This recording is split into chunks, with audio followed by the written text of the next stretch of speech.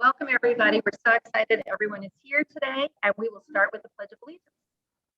I pledge allegiance to the flag of the United States of America and to the republic for which it stands, one nation, under God, indivisible, with liberty and justice for all.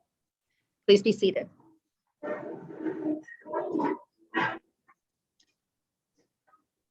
We have a couple of guests today.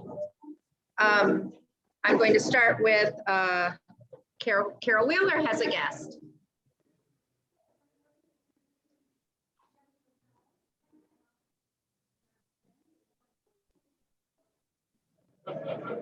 Carol introduced her daughter, Jennifer Howell, who is a prospective member. And Miss Joni Underwood, you have a guest today.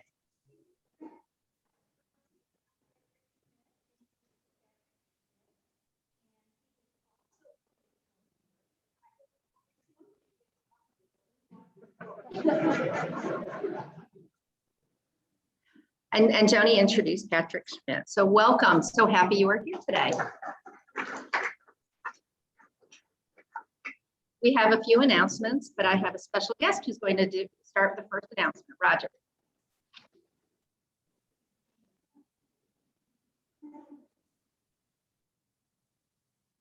Thank you, Madam President, for letting me come and speak. In 2 weeks, we are going to have the pumpkin run. This is an event that Topeka South Rotary has had. This will be our 9th year. Last year, because of COVID, it was a virtual.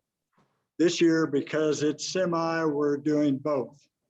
The actual event will be at Lake Shawnee at 8:30 Saturday morning, the 30th of October. But if you're not comfortable with being in person, you can do the virtual, which starts the 23rd of October through the 30th. The beauty about the virtual is that you can pick the date that you want to walk, the route you want to walk, and the time you want to walk. And like on a 5K, a 3.1 mile, you can walk 1 mile one day, 1 mile the next day, or we don't care. But at the same time, the money that we raise, and the fee is $30, goes to Polio Plus. And of course, you all know about the Bill Gates and their foundation and the match that they make. So your $30 fee ends up being $90 that goes to Polio Plus. So what I'd like to do today is just to encourage you to be there, be involved. You can go to our website, Topeka South Rotary Pumpkin Run, and go under Run, Sign Up, and it's got all the information about it. Those who, we give a t-shirt for everybody who participates, as well as a medal. So I guess all I want to do is encourage you. Yeah, David. I am running in costume again, but I'm not telling you which costume. We try to have fun with this. I mean, we've encouraged people to come in costume and walk or run. The other thing we did last year, because of virtual, we ended up asking other people besides yourselves, family, friends. We had 18 different states represented, giving money for Polio Plus. So we encourage people not only to participate themselves, but ask your friends. A lot of you do walk with several other people or run. This is a good way to do that. But thank you very much, and hope to see you in a couple of weeks.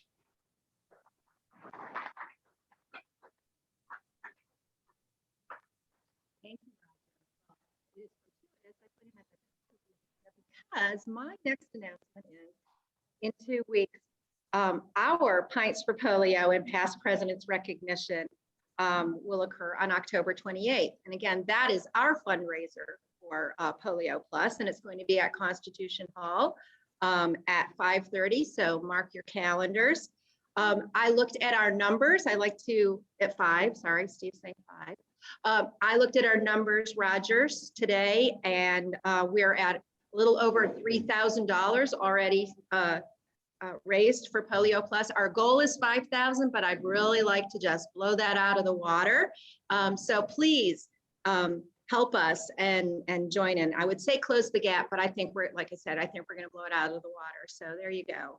I wanted to share that Vince, Steve, Dick Knoll, and I met last week to figure out what additional technology equipment we need to optimize the experience in our meetings. We are looking at purchasing a couple of different pieces of equipment, primarily to focus on sound, so that we really can have a great experience for our in-person as well as our Zoom club members. So thanks for bearing with us as we work through the kinks, but I think we've got a good plan. We're pretty excited about it. Don't forget, Steve will be sending out the meetings RSVPs for our meal counts. His goal is to send them out on Monday, or send them out before Monday, so that we can have a really good number for how much food we're going to be bringing in on that Thursday. So please be on the lookout for those emails from Steve Knoll. I am looking for a club member or two who would be willing to work with me to lead in the planning of our meetings, where we can honor our club members who have passed away in the last couple of years. We're going to have some memorials. We haven't been able to do that. We have a beautiful setting here, and we would really like to be able to do that very soon. So if you are interested, please let me know. If it's something that you can do even from home to do some of the planning, I really would appreciate all the help with that. Steve is also working on a call care team to reach out to our members who we've not been in contact with as much for a while, especially with the pandemic. Again, it's an assignment that can happen on your own time. And it's a great way to kind of just check in and see how people are doing, and to really kind of build that sense of friendship and fellowship, which is what we're all about. And thank you again for everyone for continuing to wear your masks when attending our meetings. I have heard from a number of club members who feel much more comfortable coming to our meetings because they know, at least while you're not eating, you're wearing masks. So I really appreciate that. Okay. So it is my honor to do the introduction. And I first want to say, I want to thank Vern for being willing to adjust his schedule when we had to very nicely bump him, because we had Senator Moran who was able to come and meet with us. So again, thank you so much for being incredibly flexible and then being able to still fit us in. His goal is to get to all clubs, and you are at 39 clubs, I believe. He's met 39 clubs. He's told me he's met some 3 in one day. So bless your heart. Vern has spent 40 years in the development profession, and he's been an active member of Rotary since 1988. After receiving his bachelor's and master's degree from K-State University, awesome university, he began coaching and working in the athletic department at Fort Hays State as the assistant athletic director and head baseball coach.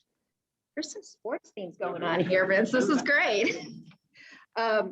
He has served as the president of the Manhattan Rotary Club 2017 to 18, the tri-chair of the Manhattan Chamber Region Reimagined effort. And he is our incoming, currently district governor, who's going to speak to us today about all things 5710 and what we're doing with Rotary at the district level. So welcome, Vern.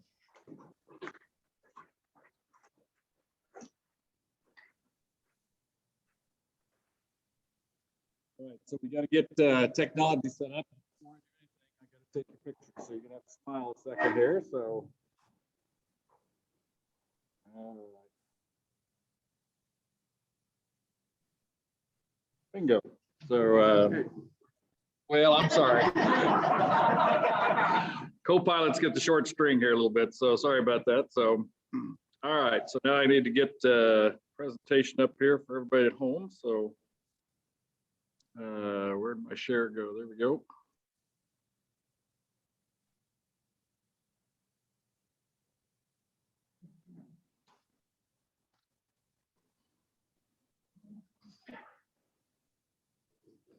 All right, we got that figured out. I guess I can see it over there. So good. Well, I appreciate being here today. So I thought being district governor would give me some privileges, but I guess I got to run for president so that I can, beat the senators next time around. So I do need to know how many people were here compared to his days so that we could figure out whether I beat him from that process, because next time I see him, I'll have to give him a hard time. So no, it's good. Pardon me?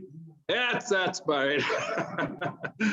So it's good to be here. And yes, this is my 39th out of 44 visits. My intention was to try to get to as many clubs as I could before the district conference next week so that we could kind of market that at the same time. And I've got one more visit next week. I'm not going to get to all 44 of them because the way the meeting schedules work, but I've gotten to quite a few, and it's been good that way. And I certainly didn't mind at all being adjusted schedule, and actually appreciate you allowing me to introduce him because I've known Jerry. So, all right. So where are we at in this whole process? Well, just a few backgrounds. Many of you know how many Rotarians we have in around the world from that standpoint. The one thing that was kind of interesting to me is the fact that we actually have two mottos. The service above self is the one thing that we hear about all the time, but the one profits most who serves best is kind of unique. I hadn't really heard that very often, so that was I kind of enjoyed that.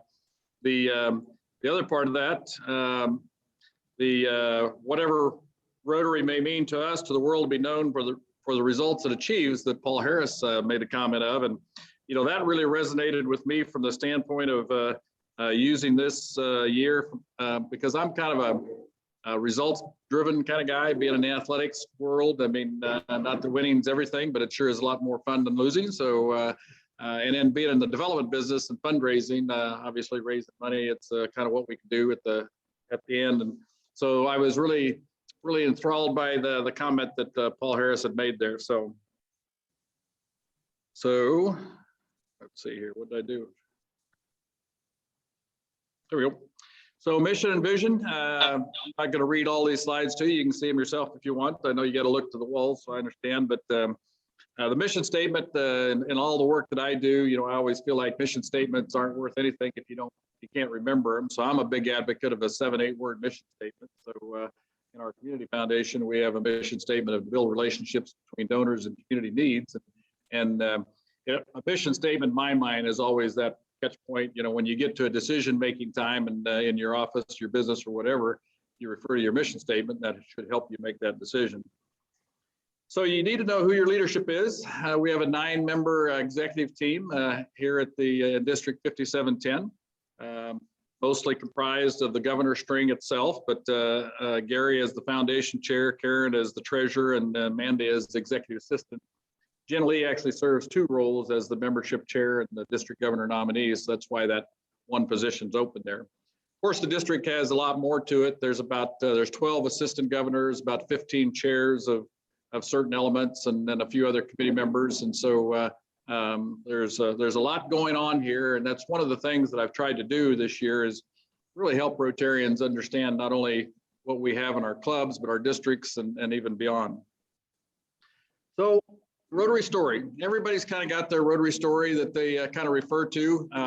Mine kind of came about from the side door of Rotary, but certainly Rotary has enhanced it. When I took over the role of the Greater Manhattan Community Foundation, we had a fund holder that was involved with a biblical seminary in Haiti, and he asked me to come on the board. And I said, well, I have never been to Haiti, and I really don't know your board, so I'm really not going to do that. I said, but I'll come to a meeting for you, and I've done a lot of board development and stuff like that, and be happy to help you out. So I sat there with them for a couple of days. They asked for some thoughts at the end, and I gave them some thoughts. And primarily, this board was pastors and missionaries. And what I said, I could just see it was deer in the headlights, and they had there was no way they were going to be able to carry out what I asked them to do. So I joined the board. So you get in that process. So as I went through there, the picture that you see on the left is actually the seminary campus, which has been changed to university now. The interesting part is those buildings is about half the campus. It's the central focus, but every one of those buildings have been made by one mixed wheelbarrow full of sand and concrete mix at a time. And that's the way they do things in Haiti. And it's amazing how well they're built from that perspective. It is a totally Haitian student body. total Haitian faculty. It was the president, when I first joined the board, was a U.S. Born and educated president, but we were able to hire one of the faculty members, a Haitian faculty member, to be the president, which was quite gratifying in the last term that I was there as a board member. So I like that.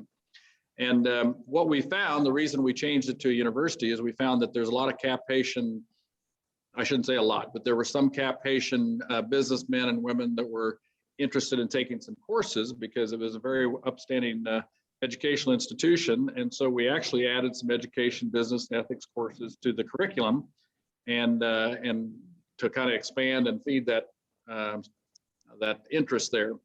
Those of you that know Haiti, Haiti's a corrupt country. And so the more that you can actually do something to kind of feed into that process, the better off you are. And matter of fact, a month or so ago, they assassinated their president there. So it's kind of a tough situation right now. The second picture is where the Rotary story kind of begins. While I was there, I wanted to connect with the Rotary Club there, and one of the missionaries had indicated that the Rotary Club had visited the original campus, not this one, but the original one. And so he knew a Rotarian. And so he made the connection for us. And of course, that he was the translator for us at the time. And so when I was talking with Doolin through the translator, he was telling me about a Saturday morning youth program that he holds in his childhood home. And it's basically on character and values for youth. And when they do well in school, he'd given them backpacks. And in that particular conversation, he said he ran out of backpacks, and so we gave him pencils. And I was really kind of taken aback by the fact that a pencil would be considered a reward. And so I had some money in my pocket, and I said, "Hey, go buy more backpacks." And that to that joy, a couple of years ago, I was able to buy laptops for the kids and be a part of that. So the picture you're seeing is actually that boyhood home where those kids are at, and it's hard to see, but I'm behind that group of kids there.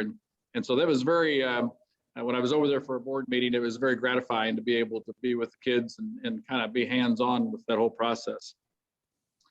Now, the third picture is actually a Rotaract group.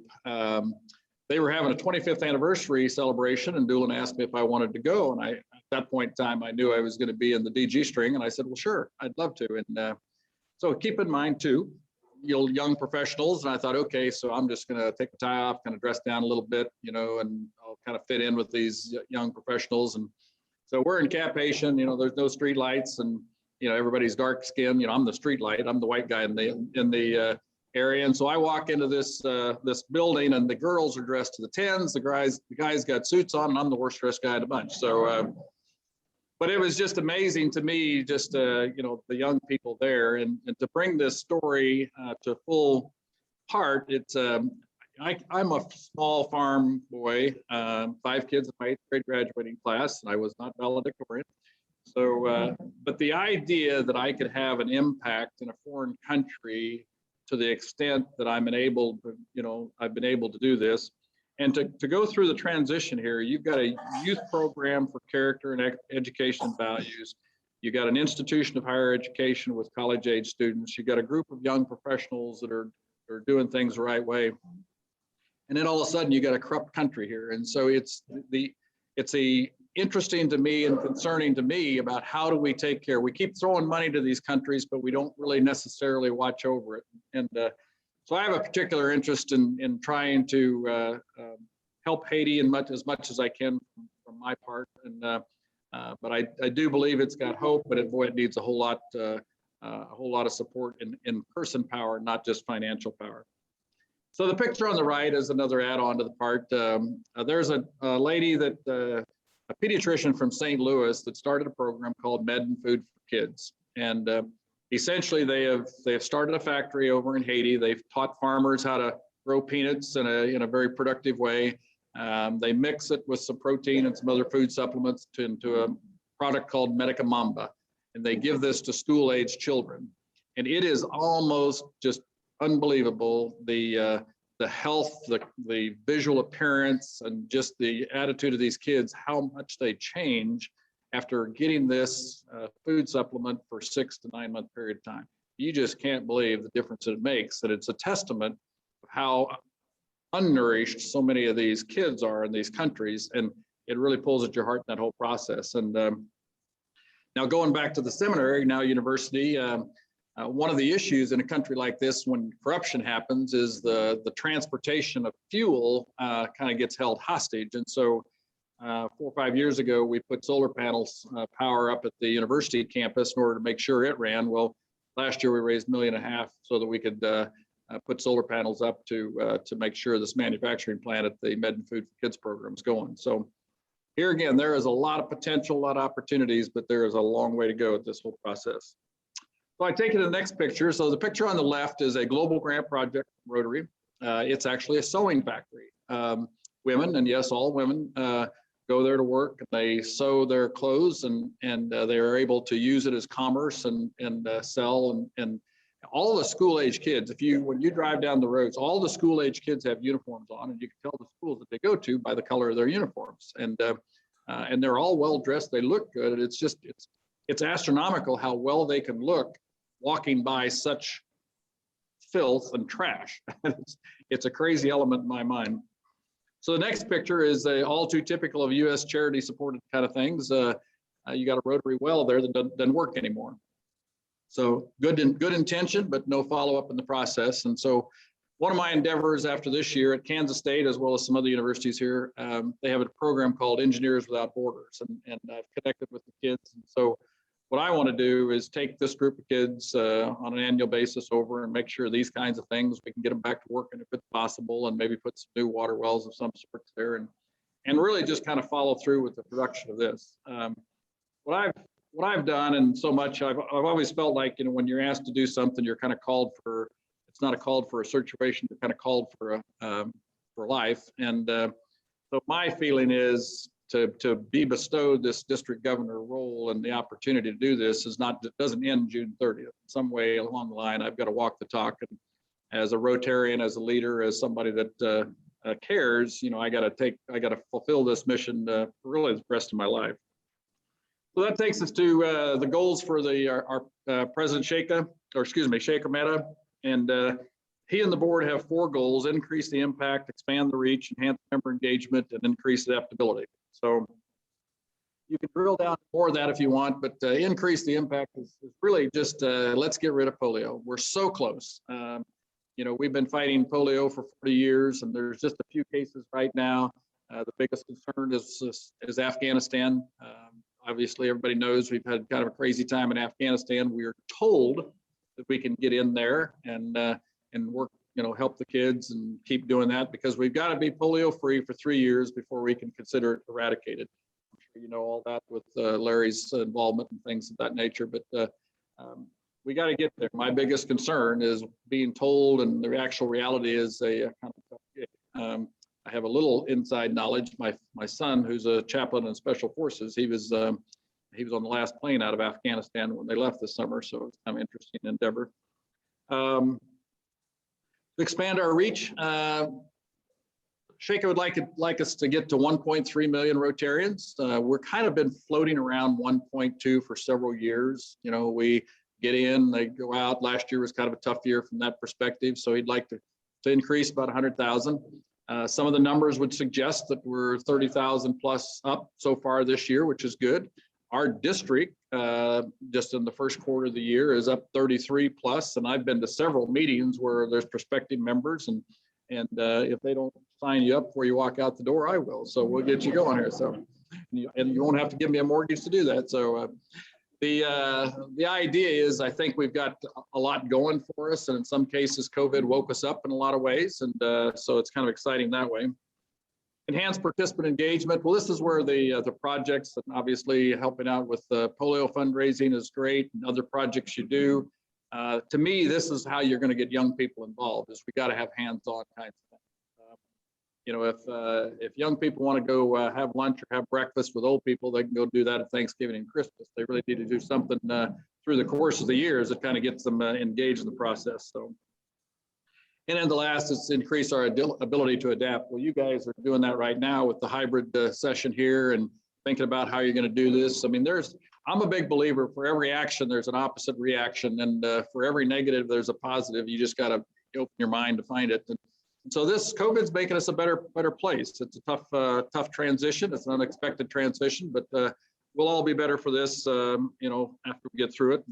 And we've got to look forward to that. So where do we go? What's this DG think? You know, I didn't get into this gig into Rotary thinking I was going to be a district governor, but I played golf with Adam Ehlert one afternoon and gave him my opinions. And the next thing I know, I'm nominated for district governor. So you got to be careful what you say to me today. All right. So Rotary's got a membership problem. Well, I really don't think Rotary's got a membership problem. I think we've got a communication problem.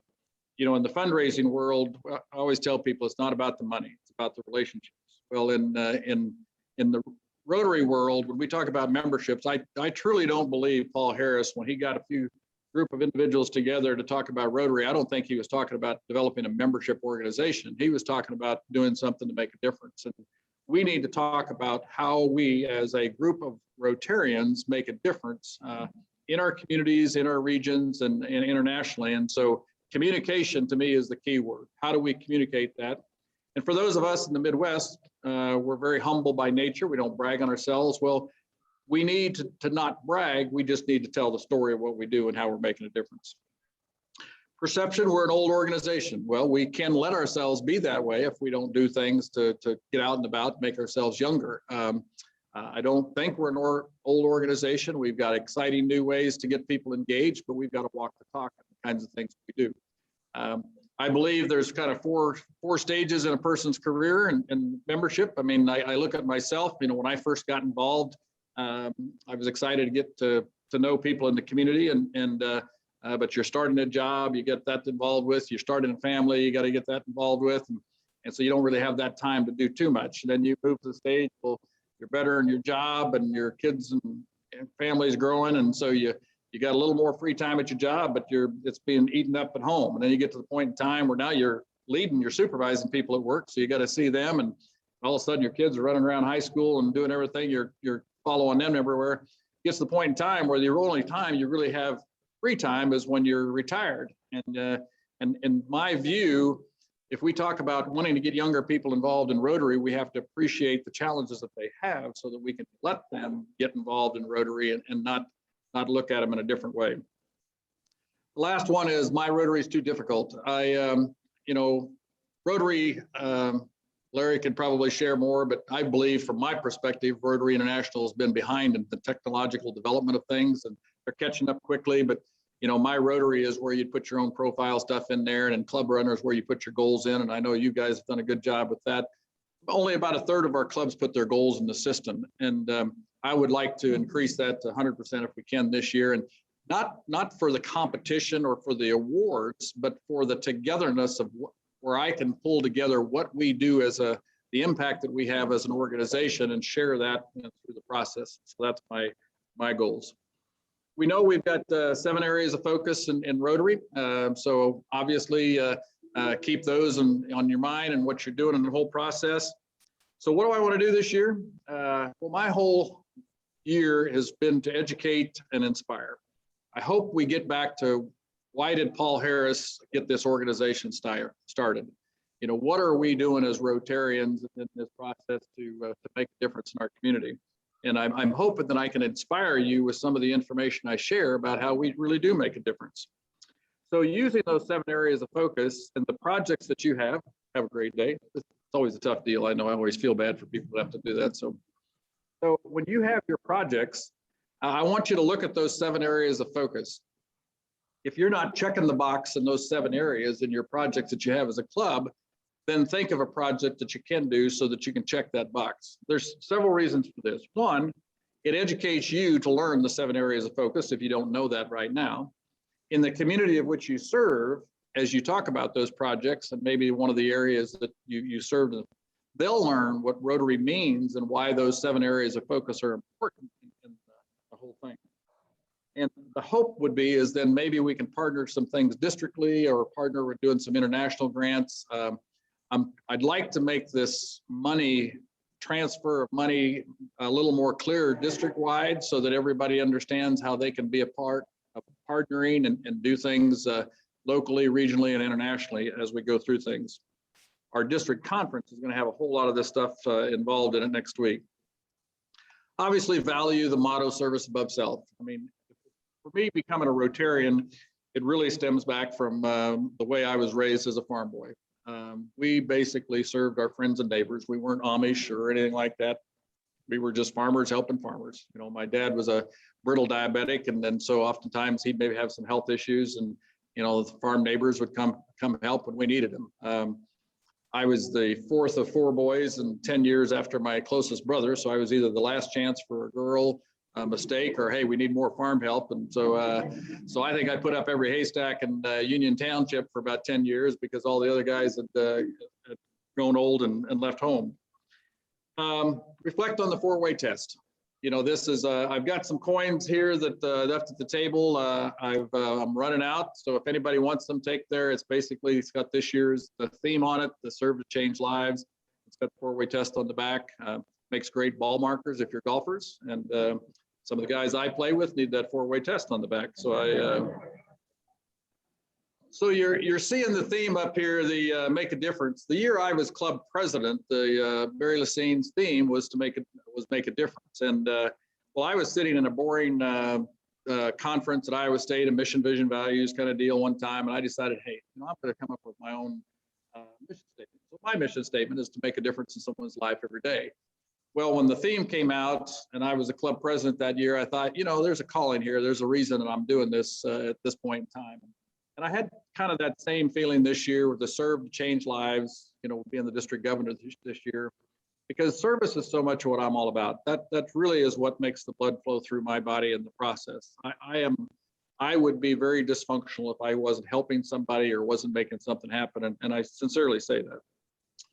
So what are we doing in the district this year? We got several initiatives to help out with. The Kansas Beats the Virus that we did last year with Rotary wheels and smiles on them. Well, early in middle of July, the Kansas Leadership Center wanted to do another quick push before schools got started. So the Community Foundation in Manhattan put together a video, an English version and a Spanish version to just educate people on the vaccine, not necessarily push one way or the other, but just education. And I shared that, and I think Mandy shared it on the district level. If anybody wants them, they're there to be used free with not a problem, but we tried to help out there again. Put your information on your webpage on what you're doing, your projects. You know, this is just a sample there.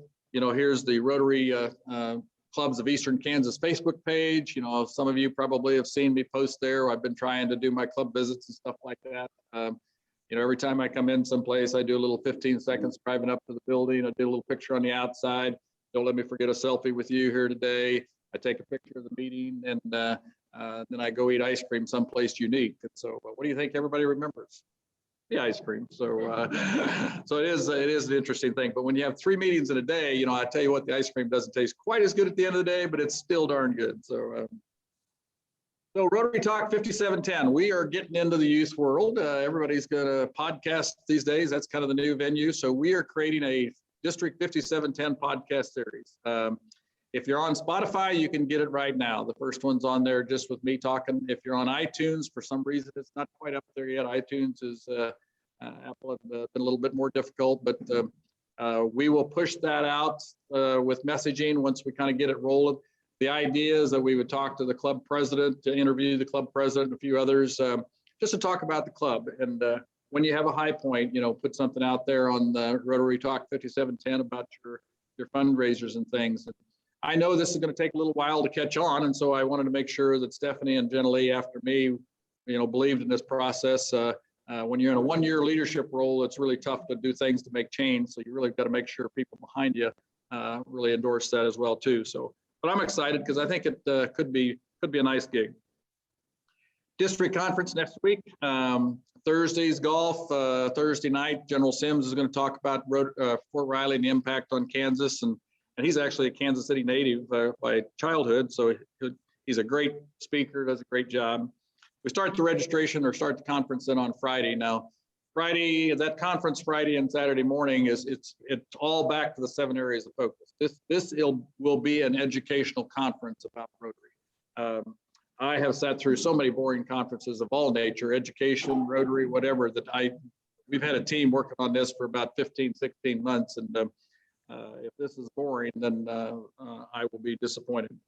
It'll end at noon on Saturday, and I can guarantee you noon because American Airlines moved my flight up to 2 o'clock Saturday afternoon to go to Myrtle Beach. So I am leaving at noon to go to the airport. So so you can rest assured there. And of course, then Sunday is World Polio Day. So the theme of the conference is 4th and inches. We're in the 4th decade of fighting polio. We're just inches away, and my gosh, it happens to be football season. So why not use that analogy?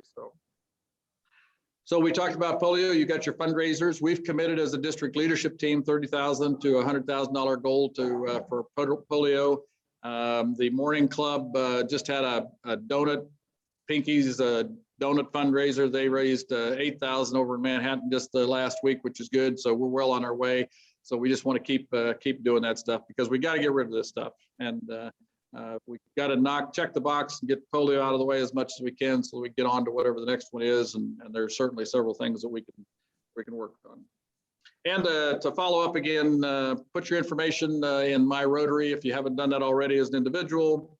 Put your goals in, keep them updated on Club Center, and ask your district governor what the heck he is doing, and I'll be happy to answer any questions you might have here today. So thank you for being good listeners.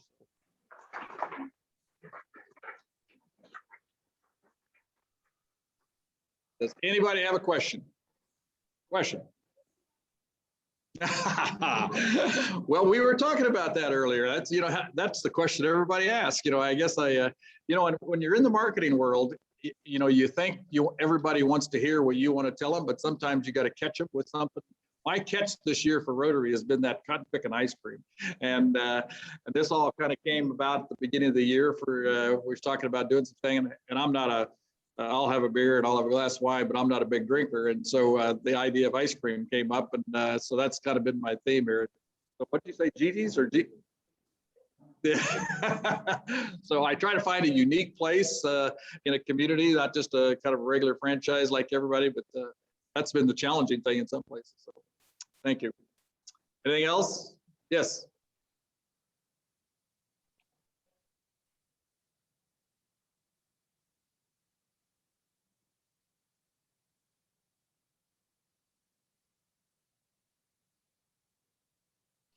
So supposedly they are.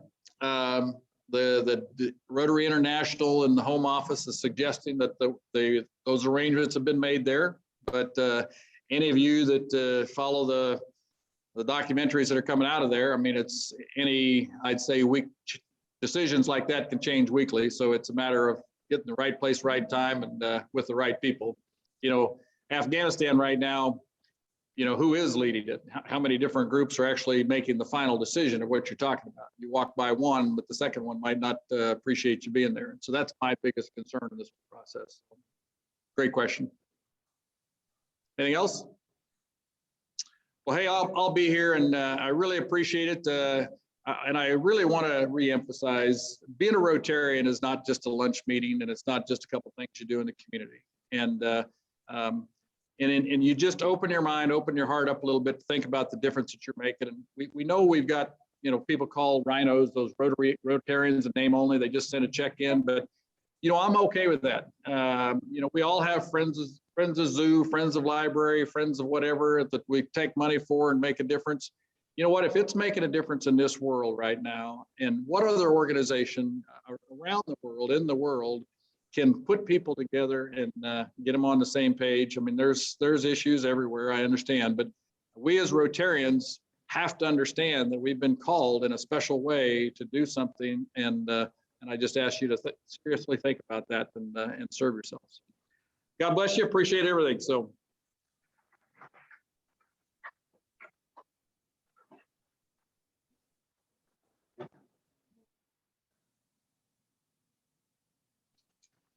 Thank you very much. That was very inspirational. I love the ability, especially with some potential Rotarians, to be able to connect the dots of what we're doing locally and also what we're doing internationally. And it's so timely with all of the stuff that's been happening in Haiti currently. And so this was just perfect.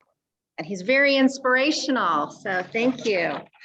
So as our way of recognizing our speakers, we will ask you to sign a book, and the book, oh, you already did? All right, well, this is a heavy one.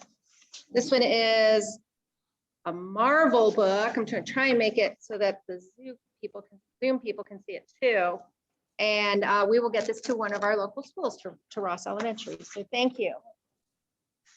Okay, so our next meeting speaker will be Nick Exides. I'm gonna say it right. Thank you. From Hazel Hill Chocolate. See if he talks about sports in downtown Topeka. It's going to be really interesting. I'm really excited to hear Nick speak, and that will be next week. Our cut money today. I love everybody helping me out along the way, so thank you, Stan. Please give generously. The cut money is sitting on the table, so put in some dollars or more if you'd like to. We are continuing to build the foundation cut money, so please give generously. And I know the Rotary Foundation is working on giving out the money to a number of our organizations locally. So thank you, Stan. So let's stand for the four-way test. Of the things we think, say, or do, is it the truth? Is it fair to all concerned? Will it build goodwill and better friendships? Will it be beneficial to all concerned? Will it be fun and kind? Thank you very much. This was a wonderful turnout. Hope you have a great day.